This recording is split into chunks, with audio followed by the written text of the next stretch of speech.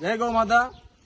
આજ રોજ કણકોટ ગામ એટલે કે કણકોટ 3 આ વાંકાનેરથી નજીક કણકોટ 3 માં 2 ગૌવંશ ઉપર એસિડ એટેક કરવામાં આવ્યા છે અને ગામમાં એવું જાણવા મળ્યું છે કે આવું અવારનવાર આવા મોંઘા જીવ ઉપર એસિડ એટેક કરવામાં આવે છે અને ખૂબ જ અત્યાચાર કરવામાં આવે છે। તેમ છતાં પણ પ્રશાસન અત્યારે કંઈ કરતું નથી। તો અમે અત્યારે પ્રશાસનને વિનંતી કરી છે કે તમે લોકો આવા નરાધમોને ગોતો અને ગોતીને એની ઉપર કાયદેસરની કાર્યવાહી કરવામાં આવો, જેથી કરીને કોઈ પણ અબોલ જીવ ઉપર આવી રીતે એસિડ એટેક કરવામાં ન આવે। અને આ તો ઠીક છે, કોઈ પણ માણસ ઉપર અત્યારે એસિડ એટેક કરવામાં આવે તો એ કેમ ડાયરેક્ટ અત્યારે મળી જાય છે।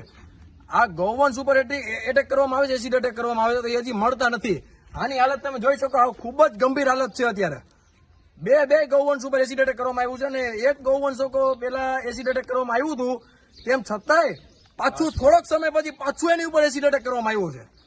રાજકોટ જિલ્લા ટીમ, વાંકાનેરની ટીમ, ગૌરક્ષાની ટીમ સાથે મળીને અત્યારે બે ગૌવંશને રેસ્ક્યુ કરાવેલા છે અને રાજકોટ કરુણા એનિમલ હેલ્પલાઇન સદભાવના ખાતે અત્યારે સારવાર માટે મૂકવા જાય છે।